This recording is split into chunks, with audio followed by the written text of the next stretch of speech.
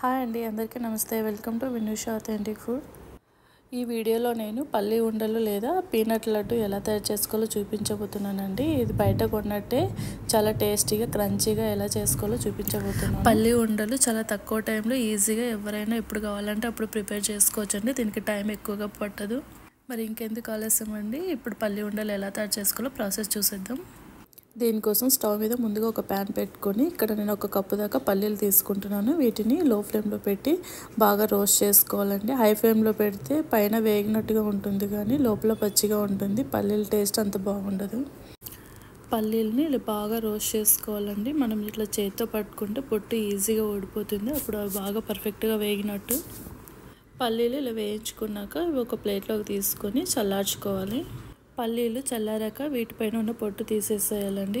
నేను ఇక్కడ ఒక కవర్లోకి వేసి చపాతీ కర్రతో ఇలా రోల్ చేసుకుంటే ఈజీగా పొట్టు అంతా పోతుంది.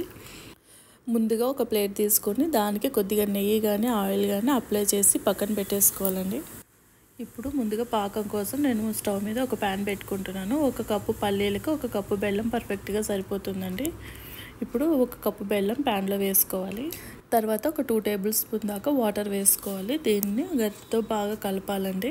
ఏవైనా నలకలు ఉంటే వడగట్టుకోవాలి. నేను ఇక్కడ తీసుకున్న బెల్లం నీట్గా ఉంది కాబట్టి నేను డైరెక్ట్గా పాకం పట్టుకుంటున్నాను. మంట మీడియం ఫ్లేమ్లో పెట్టుకొని కలుపుతూ పాకం పట్టుకోవాలండి. హై ఫ్లేమ్లో పెడితే మాడిపోయిన స్మెల్ వస్తుంది. పల్లి ఉండలకి ముదురు పాకం పట్టుకోవాలండి. ఇప్పుడు ఇందులోకి ఒక 1/2 టీ స్పూన్ దాకా యాలకుల పొడి వేసుకోవాలండి. మీకు యాలకుల స్మెల్ నచ్చకపోతే స్కిప్ చేయొచ్చు. అలాగే ఇందులోకి కొద్దిగా నెయ్యి వేసుకోవాలి.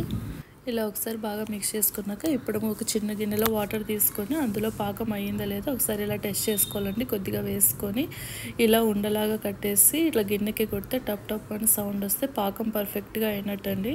పాకం రెడీ అయిపోయాక ఇప్పుడు స్టవ్ ఆఫ్ చేసుకొని మనం ముందుగా రెడీ చేసి పెట్టుకున్న పల్లీలని ఇందులోకి వేసేసుకోవాలండి. ఇప్పుడు ఒకసారి బాగా పాకం అంతా కలిసేలాగా కలుపుకోవాలి.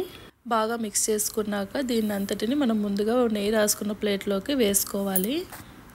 ఇలా వేసుకున్న తర్వాత కొద్దిగా చల్లారనిచ్చి కొద్దిగా చేయి తడి చేసుకొని ఇట్లా వేడిపైన ఉన్నప్పుడే ఉండలు చేసుకోవాలండి. ఇలా గట్టి పడితే ఉండలు అస్సలు చేసుకోవడానికి రావు. వేడిపైన ఉన్నప్పుడు ఉండలు చేయడానికి కొద్దిగా కష్టం అనిపిస్తే కొంచెం ఇలా అచ్చులాగా చేసేసి వదిలేస్తే కొద్దిగా గోరువెచ్చగా ఉన్నప్పుడు ఇలా ఉండలు చేసుకోవచ్చు. వేడిగా ఉన్నప్పుడు చేయి కాలుతుంది, మీరు అసలు చేయలేరు అనుకుంటే ఇలా ఒక గిన్నెకి నెయ్యి రాసుకుని అందులోకి కొద్దిగా పల్లి చిక్కి వేసుకొని ఇలా వీడియోలో చూపించిన విధంగా షేక్ చేసుకుంటే ఉండలాగా అచ్చుపడుతుందండి. దాన్ని ఇలా చేతితో చేసుకుంటే లడ్డులాగా చేసుకోవచ్చు. ఫస్ట్ టైం కనుక ఎవరైనా చేసినట్టయితే ఇలా గిన్నెలోకి వేసి ఈజీగా చేసేసుకోవచ్చు చెయ్యి కాలకుండా. ఈ పల్లి పాకాన్ని లడ్డులాగా కాకుండా పల్లి చిక్కు కూడా చేసుకోవచ్చు అండి. దీన్ని నెయ్యి రాసుకున్న ప్లేట్లోకి ఇలా అచ్చులాగా స్ప్రెడ్ చేసుకోవాలి. ఇలా మీకు ఘాట్లు నచ్చిన షేప్లో ఘాట్లు పెట్టేసుకొని కొద్దిసేపు వదిలేస్తే ఈజీగా పల్లి చిక్కులాగా వచ్చేస్తుంది. చాలా ఈజీగా తక్కువ టైంలోనే పల్లి ఉండలు రెడీ చేసేసుకున్నామండి. వీటిని కనుక ఎయిర్ టైట్ కంటైనర్లో స్టోర్ చేసుకుంటే ఒక 1 మంత్ దాకా ఫ్రెష్గా ఉంటాయి. కనుక ఈ వీడియో నచ్చినట్టయితే మన ఛానల్ ఎవరైనా సబ్స్క్రైబ్ చేసుకోకపోతే ప్లీజ్ సబ్స్క్రైబ్ చేసుకోండి. లైక్ చేయండి, కామెంట్ చేయండి, షేర్ చేయండి. Thank you for watching.